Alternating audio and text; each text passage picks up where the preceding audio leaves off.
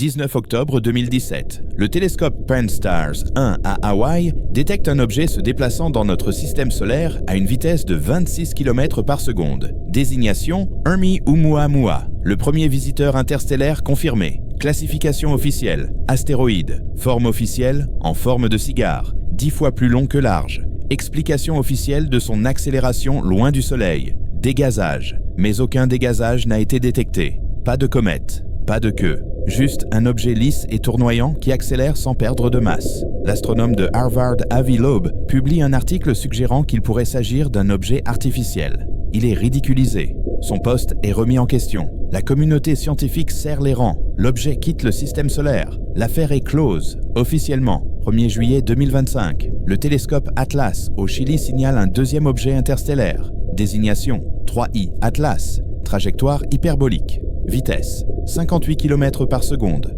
Classification officielle comète. Mais comme Oumuamua, il ne se comporte pas comme tel. Il accélère sans dégagement gazeux correspondant. Il émet une lueur bleue qu'aucune comète naturelle ne produit. Son spectre montre des isotopes qui ne devraient pas exister dans une roche provenant de l'espace interstellaire. Et contrairement à Oumuamua, il n'est pas parti. Il a ralenti. Il est toujours là. Entre ces deux événements, il y a un troisième objet. Septembre 2019. La comète 2I Borisov, également interstellaire, également étrange. Mais celle-ci a suffisamment respecté les règles pour éviter d'être examinée de près. Elle s'est dégazée. Elle avait une queue. Elle ressemblait à une comète. Elle était le groupe de contrôle, le leur. Car si tous les objets interstellaires étaient anormaux, le schéma serait évident. Mais si 1 sur 3 est normal, les autres peuvent être écartés comme des valeurs aberrantes. Du bruit statistique. C'est la signature d'une intelligence qui gère la divulgation.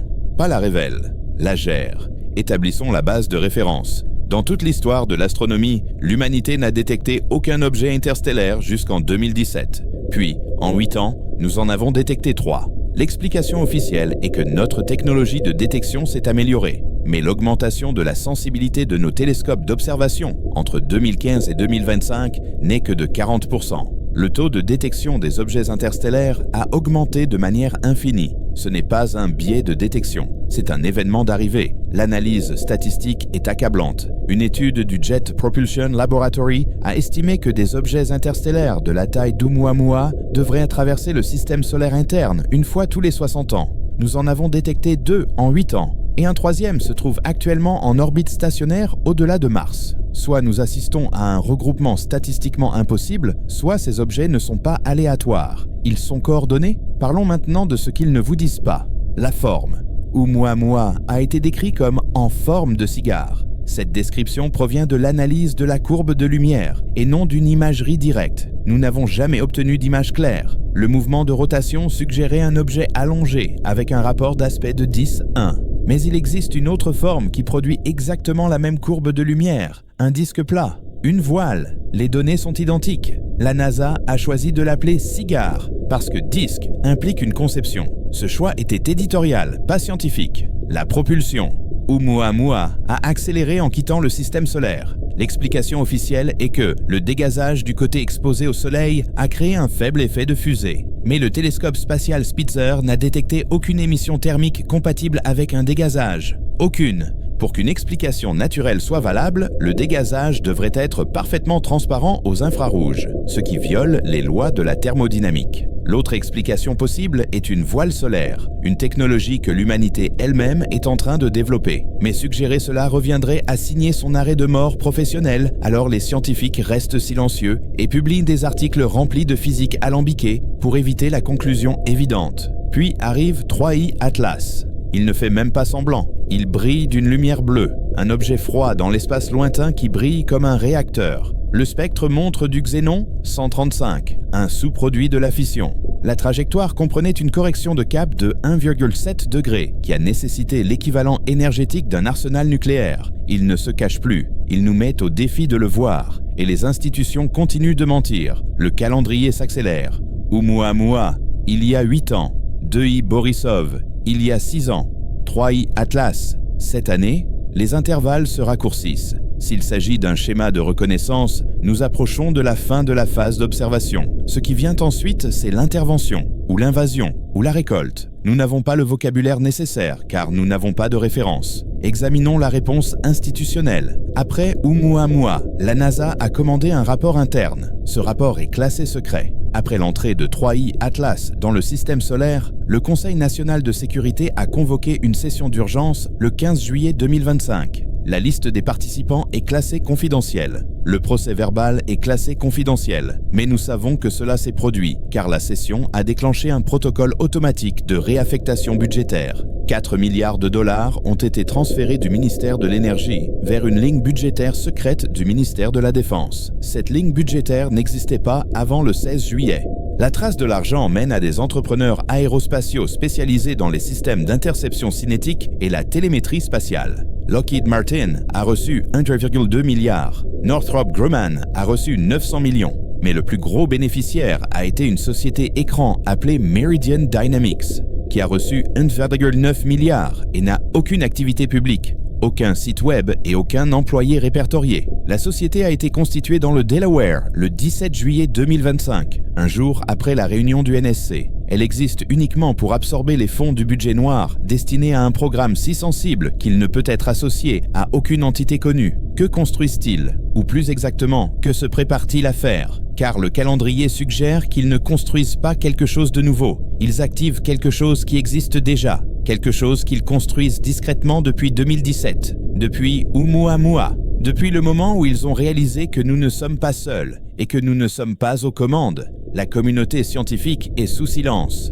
Le télescope spatial Hubble est passé en mode sécurité pendant 17 jours en octobre, pendant la période d'observation optimale pour 3I Atlas. Les archives de données du télescope spatial James Webb présentent un trou de 40 jours couvrant la même période. Les données existent. Les astronomes les ont vues, mais elles ont été saisies. Le docteur Leonard Vance, qui a publié un article sur les émissions de Xénon 135, n'a pas été vu en public depuis le 2 novembre. Son université affirme qu'il est en congé sabbatique. Ses collègues ont reçu l'ordre de ne faire aucun commentaire. Les astronomes amateurs sont réduits au silence par des moyens plus subtils. Les forums sont inondés de bots qui publient des fils de discussion visant à discréditer leurs propos. Les téléchargements d'images sont corrompus par des logiciels malveillants ciblés. Les observations indépendantes les plus détaillées sont supprimées sous prétexte de violation du droit d'auteur. La stratégie n'est pas de nier l'anomalie. La stratégie consiste à la noyer dans le bruit jusqu'à ce que le public se désintéresse. Cela fonctionne. Mentionnez 3I Atlas à une personne au hasard dans la rue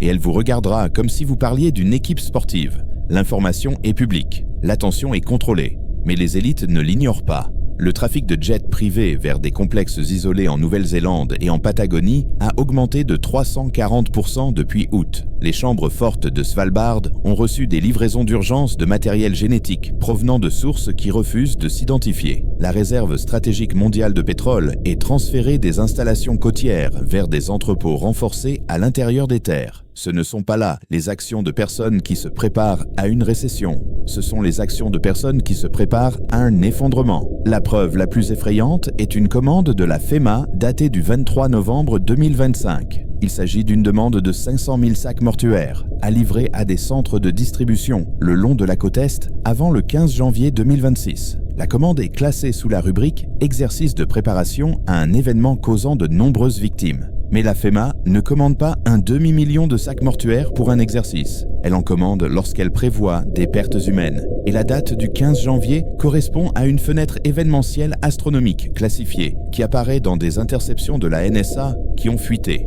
Quelque chose devrait se produire à la mi-janvier et ils se préparent au pire. Le schéma est indéniable. Oumuamua était l'éclaireur, 2I Borisov était le contrôle, 3I Atlas est l'avant-garde et il y en a d'autres. Les télescopes d'observation détectent des objets transitoires à un rythme qui ne correspond à aucune référence historique. Les données sont supprimées, mais les rumeurs s'amplifient. Le système solaire n'est plus vide, il se remplit, et les objets ne font pas que passer. Ils prennent position. Ce n'est pas une coïncidence, c'est un programme. Et nous sommes à court de temps. 1er décembre 2025. Aujourd'hui, l'objet désigné 3I Atlas ne se dirige plus vers la Terre. Il s'est arrêté. Il maintient sa position au point de Lagrange L2, de l'autre côté de la Lune, en équilibre gravitationnel. Un rocher ne s'arrête pas.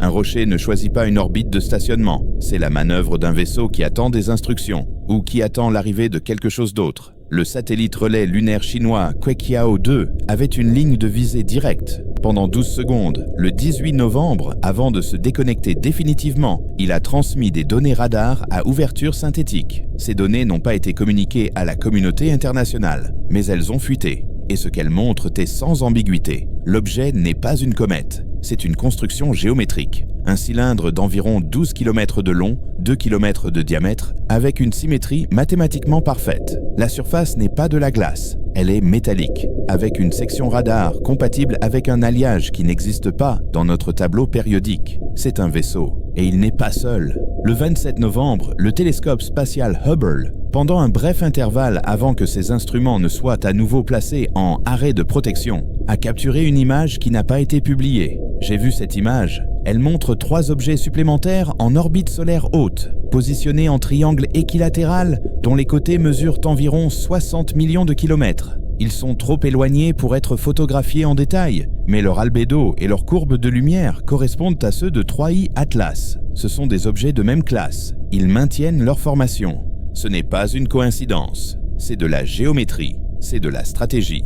Le silence officiel est absolu. La NASA n'a pas tenu de conférence de presse sur 3I Atlas depuis le 30 octobre. Le flux de données publiques de l'Agence spatiale européenne a été interrompu le 12 novembre. L'Union astronomique internationale n'a publié aucune mise à jour. Ce silence n'est pas dû à l'ignorance. C'est une politique. Ils savent, et ils ont décidé que vous n'avez pas besoin de savoir. Mais les élites agissent. Le 29 novembre, le président des États-Unis n'était pas à la Maison-Blanche. Il se trouvait à Mount Weather, le bunker de continuité du gouvernement en Virginie. Le vice-président se trouvait dans un lieu tenu secret, qui, selon les renseignements, serait Raven Rock, le centre de commandement de secours enfoui sous une montagne en Pennsylvanie. Les chefs d'état-major interarmés sont dispersés. La valise nucléaire se trouve dans un bunker. Ce n'est pas un exercice, c'est le niveau d'alerte DEFCON 2 sans annonce publique. Les renseignements satellitaires montrent une activité inhabituelle à Cheyenne Mountain. L'installation du NORAD, qui avait été partiellement désaffectée dans les années 2000, a été entièrement réactivée.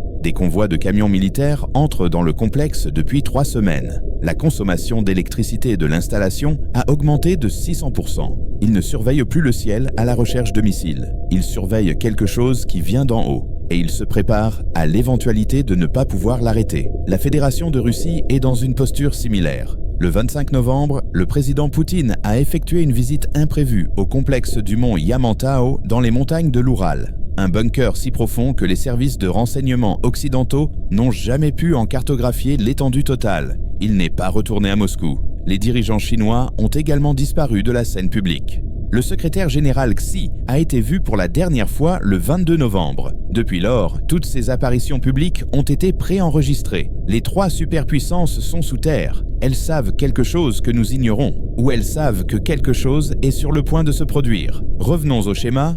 Oumuamua, 2I Borisov, 3I Atlas. Et maintenant, 3 autres informations. Cela fait 6 objets interstellaires confirmés en 8 ans, dont 4 se trouvent actuellement dans notre système solaire. Mais il y en a un 7e, l'objet classifié. Il n'a pas de désignation publique car il n'a jamais été annoncé. Il a été détecté par le Space Surveillance Network, le système de suivi de l'espace lointain de l'armée, le 8 octobre 2025. Il se trouve en orbite polaire autour du Soleil, en dehors du plan de l'écliptique où orbitent les planètes. Il est stationnaire par rapport au mouvement du système solaire à travers la galaxie. C'est une sentinelle, un observateur, et il est là depuis au moins 2 mois. L'existence de cet objet a été révélée par une interception de renseignements de la NSA, publiée sur un forum du Dark Web et supprimée en quelques minutes. L'interception était une communication entre le commandement spatial américain et le Bureau national de reconnaissance. Elle contenait la phrase « L'objet sentinelle reste à la position assignée ». Assigné. Ce mot n'est pas utilisé pour les objets naturels. Il est utilisé pour les actifs, pour les plateformes, pour les choses qui ont un but et suivent des ordres. Pourquoi sont-ils là ? Examinons les possibilités. Première possibilité, l'observation scientifique. Une civilisation avancée nous étudie. C'est le scénario optimiste, et il est presque certainement faux. S'ils voulaient nous observer discrètement, ils n'utiliseraient pas des objets qui tournent, brillent et manœuvrent d'une manière qui viole les lois de la physique. Ils utiliseraient la furtivité. Le fait que nous puissions les voir signifie qu'ils veulent être vus. C'est une démonstration. un message, un avertissement, possibilité Near 2, extraction de ressources. Ils sont ici pour les matières premières du système solaire, l'eau, les métaux, les isotopes rares. L'humanité n'a aucune importance dans ce scénario. Nous sommes des bactéries sur une boîte de pétri qui se trouvent sur une table qu'ils veulent utiliser. Dans ce scénario, nous ne sommes pas une menace, nous sommes un inconvénient. La fumigation se fait rapidement et sans négociation. Possibilité numéro 3, neutralisation préventive. Nous entrons dans une ère de progrès technologique rapide. Au cours des 100 prochaines années, si nous survivons, nous développerons probablement le voyage interstellaire. Nous deviendrons un concurrent potentiel. Ils sont ici pour évaluer si nous devons être autorisés à continuer. C'est le scénario de la forêt sombre. L'univers est silencieux parce que les civilisations qui diffusent leur présence sont éliminées. Nous diffusons depuis un siècle. La radio, la télévision, le message d'Arecibo. Nous avons peint une cible sur nous-mêmes. Et maintenant, les chasseurs sont arrivés. Possibilité numéro 4, c'est la récolte. Il existe un cycle. Tous les quelques milliers d'années, une civilisation interstellaire visite des mondes en développement, catalyse leur évolution jusqu'à un certain seuil, puis revient pour récolter les résultats. Nous sommes du bétail. Notre technologie, notre culture, notre génétique, ce sont des cultures, et la saison des récoltes est arrivée. Cela explique le timing, cela explique l'urgence, cela explique pourquoi ils ne se cachent plus. Les preuves de la possibilité NN4 sont troublantes. L'accélération du progrès technologique humain au cours du siècle dernier est anormale. Des frères Wright à l'alunissage, 66 ans. Du premier ordinateur à l'intelligence artificielle, 70 ans. De la découverte de l'ADN au génie génétique, 50 ans. Ce n'est pas normal, c'est exponentiel. Et la croissance exponentielle dans la nature a toujours une cause. Soit nous avons une chance unique, soit on nous a donné un coup de pouce. Et maintenant, l'entité qui nous a poussés est revenue pour récolter les fruits de son action. Il existe un document. Il s'intitule « L'évaluation ». Il a été compilé par un groupe de travail conjoint de la CIA, de la NSA et d'une troisième agence dont le nom n'est pas connu du public. Ce document analyse les schémas comportementaux des objets interstellaires et les recoupe avec des anomalies historiques. Il identifie des corrélations. En 1908, l'événement de Tunguska, une explosion massive en Sibérie, attribuée à un météore. Mais aucun cratère n'a été trouvé, aucun fragment, seulement une forêt rasée et des mesures de radiation qui ont été classifiées par l'Union soviétique et jamais pleinement expliquées. En 1947, Roswell, la version officielle a changé 3 fois en une semaine. Des débris ont été récupérés, les témoins ont été réduits au silence. L'événement a été enterré. En 1952, l'incident OVNI de Washington DC. Plusieurs contacts radars, confirmation visuelle par des pilotes, puis une conférence de presse où l'armée de l'air a affirmé qu'il s'agissait de ballons météorologiques et d'inversion de température. Les opérateurs radars ont été réaffectés. Les pilotes ont reçu l'ordre de garder le silence. The Assessment conclut que ces événements n'étaient pas isolés. Ils s'inscrivent dans un schéma de contact qui dure depuis au moins un siècle. Les objets que nous détectons aujourd'hui ne sont pas les premiers visiteurs. Ils sont de retour. Et cette fois, ils ne se cachent pas. Cette fois, ils se préparent à agir. La réponse institutionnelle est une paralysie, déguisée en calme. Le président ne s'adressera pas à la nation, car aucun discours ne peut se terminer bien. S'il dit la vérité, c'est la panique. S'il ment et que l'événement se produit, c'est l'effondrement. Il ne dit donc rien. Il reste assis dans un bunker et attend. L'armée ne peut pas combattre un ennemi capable de traverser des années-lumière. Les missiles sont inutiles, les avions sont inutiles. La seule option est la négociation, mais nous n'avons pas été invités à la table des négociations. Il y a une dernière information. Le 30 novembre, le Deep Space Network a détecté un signal. Il ne provenait pas de 3I Atlas. Il ne provenait pas des objets en formation. Il provenait d'un espace plus lointain. Une impulsion répétitive, cyclique toutes les 1,4 secondes, dans une bande de fréquences qui ne correspond à aucun phénomène astrophysique naturel. Le signal a duré 40 minutes, puis il s'est arrêté. L'équipe d'analyse du DSN l'a signalé comme communication structurée non terrestre. Ce signal a déclenché un protocole. Les données ont été classifiées. L'équipe a été mise à l'écart et le signal n'a pas été reconnu publiquement. Mais 12 heures plus tard, 3I Atlas s'est déplacé. Il a quitté L2 et a commencé à accélérer vers la Terre. Sa trajectoire le mènera en orbite haute, autour de la Terre à la mi-janvier. Le signal était une instruction, et 3I Atlas a obéi. Nous ne contrôlons pas la situation, nous ne l'avons jamais contrôlée. l'illusion de sécurité, la croyance que nous sommes seuls, la certitude que l'univers est vide. Ce sont là des réconforts que nous avons inventés pour survivre à la terreur de l'existence. Mais la vérité arrive, elle est déjà là, et elle attend le reste de la flotte. Ce n'est pas un avertissement. Les avertissements impliquent qu'il y a le temps de se préparer. Il s'agit d'un rapport de situation. Les dés sont jetés. Les entités sont en position. Les gouvernements sont sous terre. Les élites ont leur bunker. Le reste d'entre nous est à la surface, regardant le ciel, attendant le moment où les lumières bleues cesseront d'être des lumières et deviendront autre chose. Demandez-vous, pourquoi vous dit-on encore que tout va bien ? Pourquoi continuez-vous à aller travailler, à payer vos factures, à vivre comme si demain était garanti ? Parce qu'ils ont besoin que vous restiez calme, ils ont besoin que vous restiez productif, ils ont besoin que vous mainteniez le système en marche jusqu'à la dernière seconde. Car lorsque le système s'arrêtera, lorsque la vérité deviendra indéniable, le chaos sera immédiat et total. Vous lisez ceci parce que vous soupçonniez que quelque chose n'allait pas. Vous aviez raison, c'est pire que vous ne l'imaginiez, et il n'y a pas d'échappatoire, il n'y a que l'attente et l'espoir que lorsqu'ils arriveront, ils seront là pour discuter et non pour purger. Le ciel observe, et bientôt il agira.